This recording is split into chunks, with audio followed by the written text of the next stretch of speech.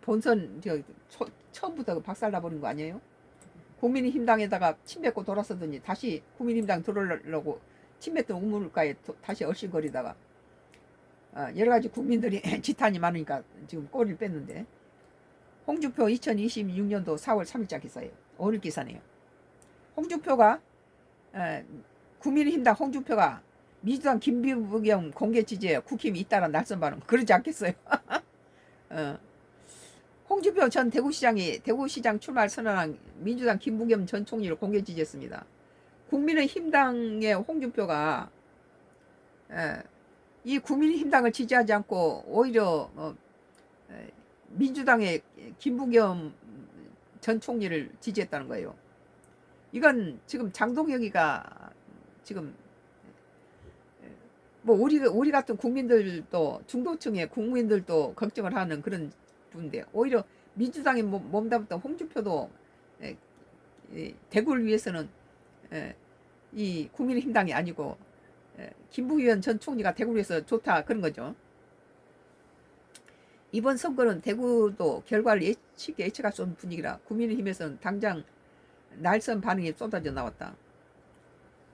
지난해 4월 정계 은퇴를 선언한 국민의힘 탈당한 홍준표 전 대구시장, 어제 2일 SNS를 통해 대구에 도움이 된다면 당을 떠나 정치꾼이 아닌 역량 있는 행정가를 뽑아야 한다며 대구시장 출마를 선언한 민주당 소속 김부겸 전 총리에 대해 공개적으로 지지의 뜻을 밝혔다. 대구를 좀 살리려면 정치꾼보다는 이게 좀 전직 총리를 했던 민주당의 지지를 받아서 대구를 좀 개발하고 그러는데 협조를 받을 수 있는, 현 정부로부터 협조를 받을 수 있는 그런 사람을 뽑으라는 거죠. 대구를 위해서. 그러니까 국민의힘당은 이것저것 다 놓친 거예요. 다만 민주당을 지지한 게 아니라 김부겸을 지지한 것이라면 후임 대구시장이 능력있고 중앙정부와 타협이 잘 되는 사람이 됐으면 좋겠다는 뜻이라고 부연했다. 대구를 위해서는 그렇겠죠. 대구를 위해서는 중앙정부로부터 많은 돈을 끌어다가 대구를 좀 부활시킬 수 있는, 대구 경제를 좀 발전시키는 그런 사람이 필요하겠죠. 대구를 사랑하는 사람이라면. 김 전 총리가 자신을 만나고 싶다고 한 데 대해서는 오해를 증폭시킬 우려가 있다며 선을 그었습니다. 이제 만나고 싶진 않다 그런 거죠. 김 전 총리는 직전 대구시장인 홍 전 시장의 역점을 둔 사업이 뭔지를 듣기 위해 만나고 싶다며, 김부겸 전 국무총리 SBS 주영진 뉴스 브리핑에서 만나지는 않되 내가 자네를 도와주기로 하겠네 뭐 이런 뜻인가 봅니다. 홍 전 시장의 지지에는 무거운 책임감을 느낀다고 말했다. 김부겸 전 국무총리는 주영진 뉴스 브리핑에서 대구시를 살리는데 헌신하라는 어찌 보면 저한테 일종의 충고이기도 한 거잖아요. 그러니까 제 짐이 무거워진 것 같습니다. 홍준표가 대구시장을 했고 또 이 지역에 의해서는 차라리 민주당이 낫다. 이건 하도 국민당이 이 장동희가 깽판을 쳐버리니까 자기 식구도 국민의힘당이하고 민주당을 밀고 있는 상황에서 민주당이 또 뭐 전쟁 자금이라고 또 핑계도 줬죠. 돈 풀어내지 이러면 장동혁이가 마지막까지 저렇게 버티면서 국민의힘당 죽이고 지도 죽고 그런 거죠. 국민의힘에서는 홍 전 시장의 SNS 글에 대해서 낯선 반응이 일어났습니다. 홍준표가 떠날 때는 어떻게 했습니까?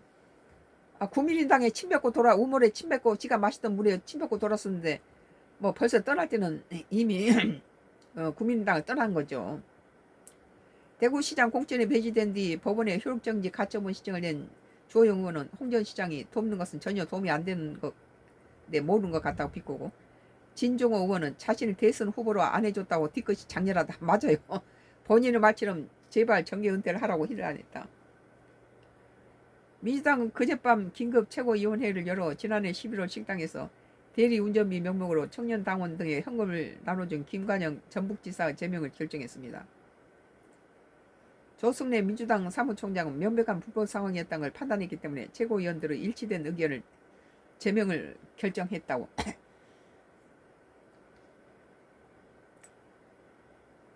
이에 따라 민주당은 아현호영 이원택 의원의 양자 경선을 통해 오늘 10일 전북지사 후보를 선출합니다. 김 지사는 상상하지 못했던 제명 결정을 하고 차분히 길을 찾겠다고 밝혔는데 무소속 출마 여부가 무소속 출마를 하게 되겠죠.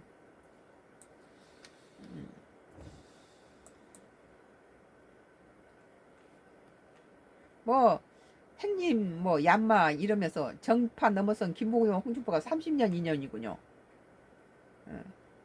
뭐 30년 인연이고 형님 동생하고 하 있는데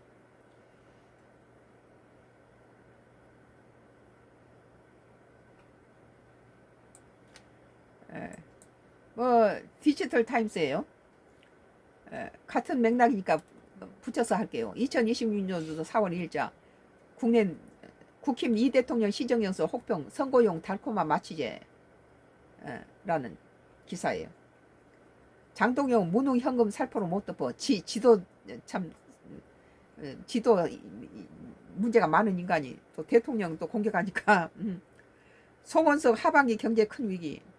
지금 세계적인 추세도 추세지만 이 돈을 함부로 막 이렇게 살포해가지고 지금 64개국에서 63위 우리 한국 원화가 가치가 64개국 중에서 63위고 43개국에서 42위가 우리 한국 돈 가치인데 역대 정부에서 이런 적이 없다는 거예요. 우리가 이제 이재명 정부가 그래도 그나마 뭐 무능하지 않으니까 이걸 어떻게 잘 극복할지 모르겠는데 또 추경하면서 돈을 또 풀겠다라니까 우리는 더 이것보다 더 내려가겠다는 소리거든요. 이건 국힘은 국민의힘 편을 들고 싶지는 않지만 지금 보니까 또 결과적으로 국민의힘 표가 들고 미전을 까부시고 있는 내가 이재명이가 다른 역대 대통령들 중에서는 뭐 상위 뭐 1%에 속한다. 잘하고 있다. 그런데 지금 돈 관리가 이 모양이라는 거죠. 국민의힘은 2일 이재명 대통령 국회 시정연설에서 선거 후 세금 핵폭탄을 떨어뜨리기 위한 달콤한 마취자고 평가절에 했다. 이 부분은 나도 인정해요. 장동혁 대표는 이날 소셜미디어를 통해서 이 대통령 추가 경정 예산 추경을 처리 협조 요청에 대해 무능은 현금 살포로 덮어지지 않는다 뭐 이같이 말했다. 무능을 말하자면 장동희가 더 무능하죠. 이재명이한테는 이재명 대통령한테는 무능이라는 표현은 좀 안 어울리죠. 근데 이제 객없이 막 돈을 살포하는 거 이건 병이에요. 송원석 원내대표도 시정연설 직후 기자를 만나서 대한민국 경제 위기의 실상을 숨기고 전쟁 핑계로 선거용 빚잔치를 벌이겠다는 노골적인 선언이라고 비판했다. 이 추경을 하고 난 다음에 그 다음에 우리나라 돈의 가치가 어디까지 떨어지고 환율이 1535까지 올라갔었는데 지금 어떻게 될지 그것이 더 궁금하다는 거예요. 우리는 지금 떨어지는 상태에서 더 또 떨어지겠다는 거 아니에요? 송 원내대표는 빚없는 추경이라 하지만 하반기 성장률 하락으로 세수 결손 우려가 있다며 뭐 이번에 반도체로 해서 벌어들인 돈을 이렇게 하겠다 하는데 현재 단계에서 세수가 초과했다고 전부 다 현금 살포성으로 집행하면 하반기 대한민국 경제 큰 위기가 찾아올 수 있다고 꼬집었다. 아울러 고유가 고물가 부담 해소가 필요하다면 동시에 물가를 차고할 수 있는 대규모의 현금성 지출을 하겠다는 것이라며 물가 상승 유발 정책과 물가 안정 정책을 동시에 주장하는 건 모순이라고 지적했다. 최보윤 수석 대변인은 논평을 통해 정부가 시중에 막대한 유동성 공급에 물가 상승 부채질하고 그 고통을 다시 서민에게 전가하는 악순환을 자초하고 있다며 진정 민생을 걱정한다면 무차별적 현금 살포가 아닌 고유가 직격탄을 맞은 취약계층과 중소기업의 예산을 집중하는 핀셋 지원이 나섰어야 한다고 목소리를 높였다. 오늘 디지털 타임스 2026년도 4월 2일자 기사 국힘 이 대통령 시정연설 혹평 뭐 국힘이 이재명 대통령의 연설을 찬사를 보내진 않겠죠. 선거용 달콤한 마취제라는 기사에 나는 일부 이거 동조해요. 동감이라고 생각해요. 일부는 맞다. 썬가 크루스 나의 정치 코멘트는